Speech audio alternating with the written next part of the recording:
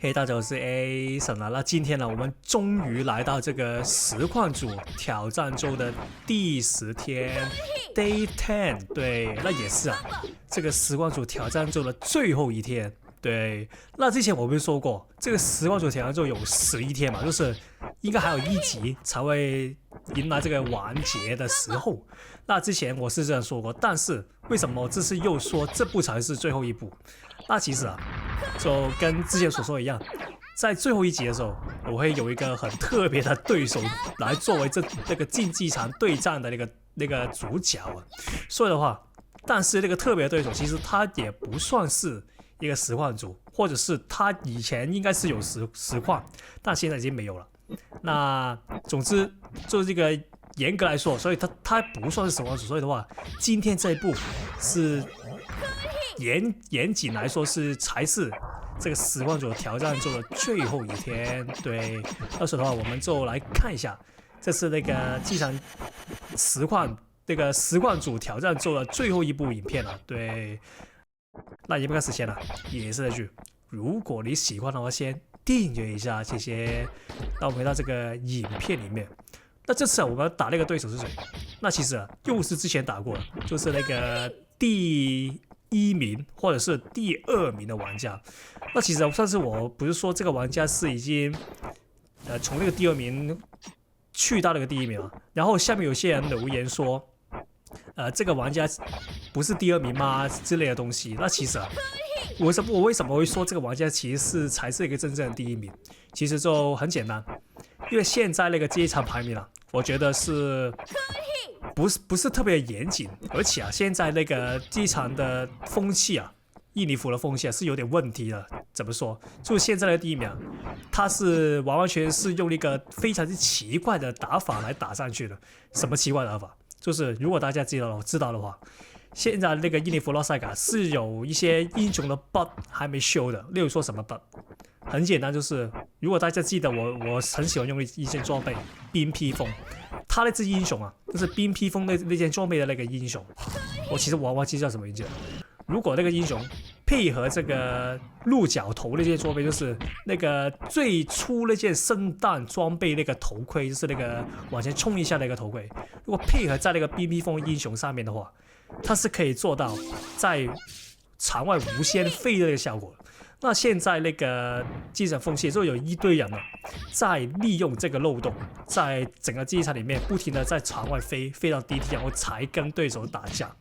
那所以的話，現在那個第1名就有那個類似玩法。雖然我不知道他是不是用這個 bug 來打，但是根據現在印尼服那個風氣就是現在那些玩家對他的評價，那他就是一個會不停在場外飛，然後飛到 DT 才跟對手打的一個玩家。所以的話，我覺得現在第1名不是真正的第1名，現在那個第2名就是現在我這個對手才是真正的第1名，那個主要原因對，而且現在那個第1名還被人拍到，就是被人，因為他這個第1名就是場外飛那個第1名，他是好像有開直播的，而且他還讓那些觀眾看到他在那個機場裡面拔線，就是 leg cut。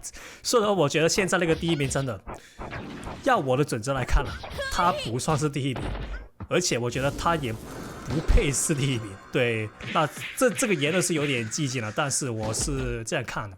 那所以的話，我的現在看法就是，我希望現在這個第2名是可以盡快把第1名的那個位置拿下來，就不要讓這個破壞大家遊戲體驗的那些玩家拿下這個第1名的寶座对，那而且他為什麼現在？因為以前這個不停在場外飛、場外跑或者是拔線的玩家是不會再衝擊這個機場的第1名的。那為什麼他這次會在嘗試在搶這個機場第1名？那其實我覺得最大的原因應該是因為大家也知道，韓服的機場已經更新了嘛，那就是他加了這個電網系統在那個機場裡面。那所以我懷疑他是知道這個機場快要更新了，如果他更新之後，他基本上那些場外飛的一些玩法基本上就全都失效了嘛。所以的話，我覺得他是为了爭取在更新前拿到那個唯一一次有機會的第1名，所以才會在這次這個 season 來衝擊這個機場第1名。所以的話，我希望這個第2名玩家就是我的這個對手啊，可以把這個第1名的寶座拿下來。對，就把這些人的嘴臉啊狠狠的教訓一下。對，那這個玩家好像已經現在來看了，就是現在我這個對手，在這個3月18號，我看他已經打了差不多1000多場了。那但是他還是在那個第2名那邊，就是他每當上到第1名的時候，然后這個不停在場外跑那個第1名，就會把那個勝場再打高一點。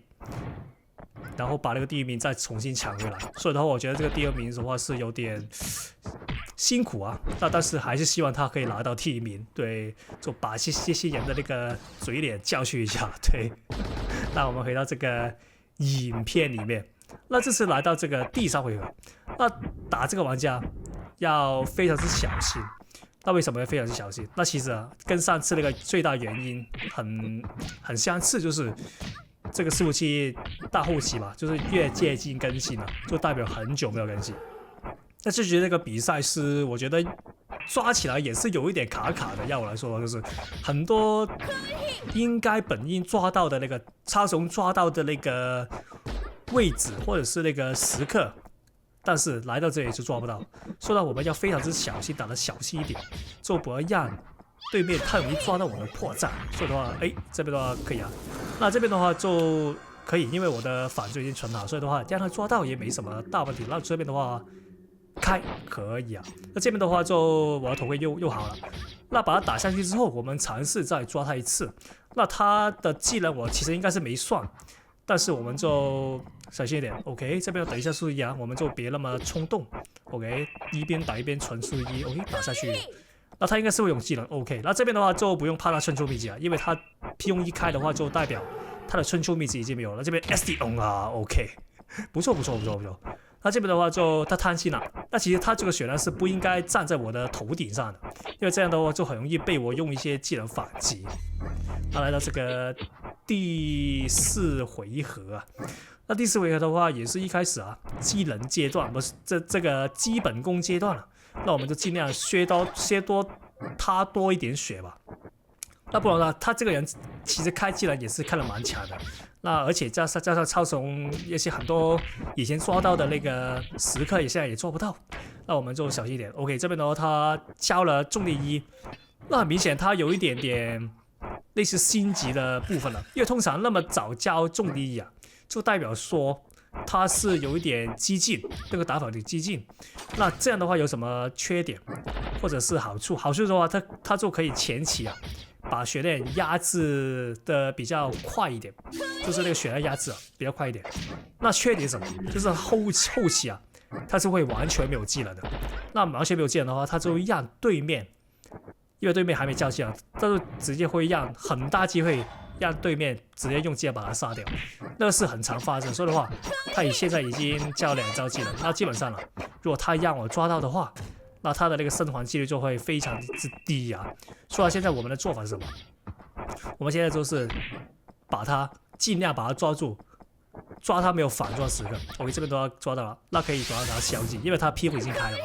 那所以的話，基本上我是不建議啊，那些尤其是前期階段啊，不要那麼急，把技能全都交出來，就是什麼重力1啊、什麼 Time Gaze 披風那些，先不要交出来。因為不然的話，你後面就會讓別人抓到，像是一樣。對，這邊的話，他因為前期已經把一些短時間交出來，那他就會直接失去那個反抗能力，讓我抓到，那他基本上就等於死了。OK， 這邊的話再抓他一次，他就死了。OK， 抓到，那應該完結了。那做的話記得訂閱一下，謝謝。